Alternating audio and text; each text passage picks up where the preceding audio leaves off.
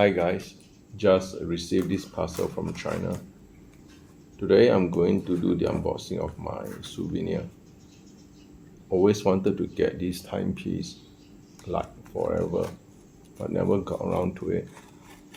Question: do I have to take it to a repair shop to lubricate this new movement? Please leave a comment. There are hundreds of YouTube videos about this watch, explaining the measurement, the movement, the column wheel, etc. etc. So I will not go into any of that.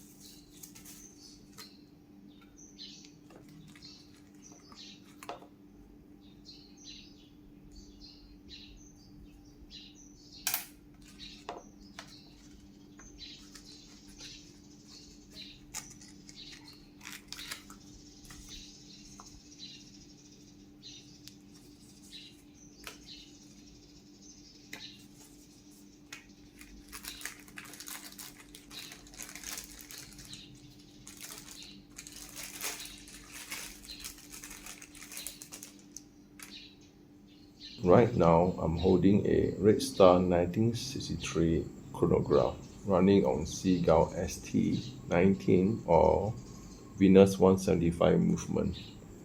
There are a few makers out there reissuing these replicas, but many YouTubers couldn't tell the actual Seagull from Red Star, such as Hong Kong editions, so they simply called it Seagull 1963.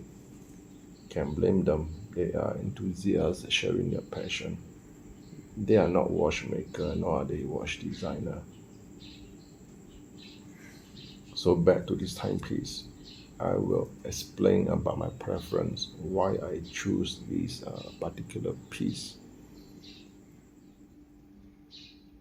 First thing I see is the Soviet hammer and Seagull counterweight. That must be it. Above that it reads 21 jewels, and below that made in China, 71st anniversary. Too bad it doesn't say anything about limited edition. Whereas actual Seagull version reads 22 jewels, China Tianjin or 中国 Tianjin to denote the factory location. And I prefer the old school pointy hands over the popular flat end type you see on YouTube videos. And this dial is loom, but not sure it is good given the price point. Always get yourself a dome acrylic. And look at that, just look at it. If the acrylic ever gets scratched, just polish off. It's not a big deal, alright? From many videos I watched, the sapphire crystal doesn't sit right. You can see the sharp edge sticking out, not at level with the bezel. It looks terrible. And the case, as always, well polished. Don't worry about stainless steel case, bracelet, deploying clasp or buckle.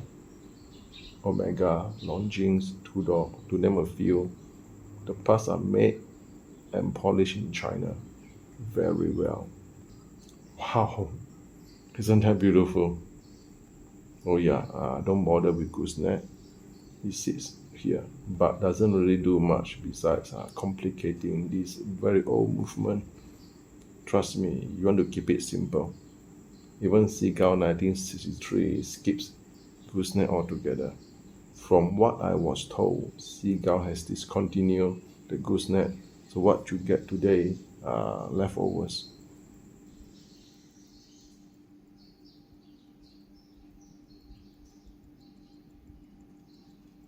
the chrono. The chrono is the weak point, so you don't want to mess with it too often. Bear in mind, this movement is 60 years old. Precision engineering methodology did not exist back then.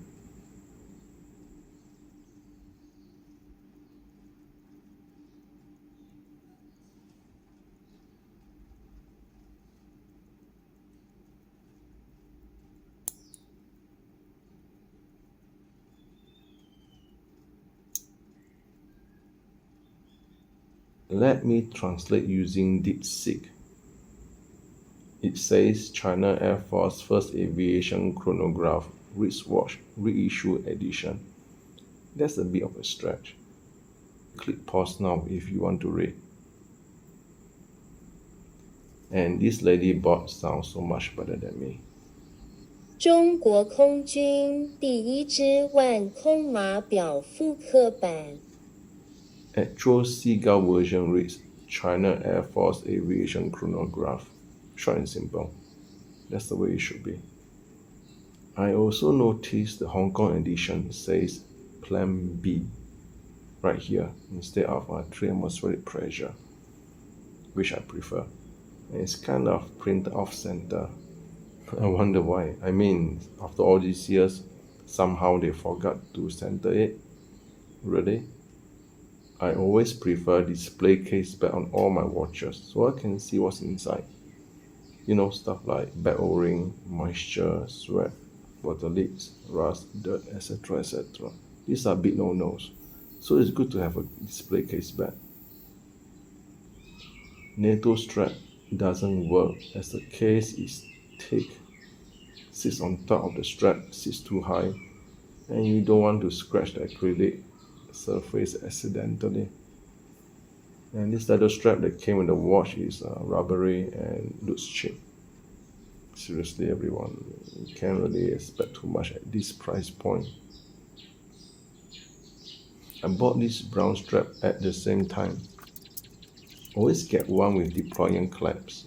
It stops the leather from creasing as you stretch and bend it each time you strap it down. I can't even recall the last time I replaced the leather strap ever since I switched to deploying clamps a long time ago. All these thoughts about Seagull changing its minimum order to 10,000 movement per maker. However, my seller told me they still got plenty of 63s left, so don't worry. Is Seagull planning to take back 63s from all of them in the name of profits, in the name of quality control? Hey, who knows, right? It's just business.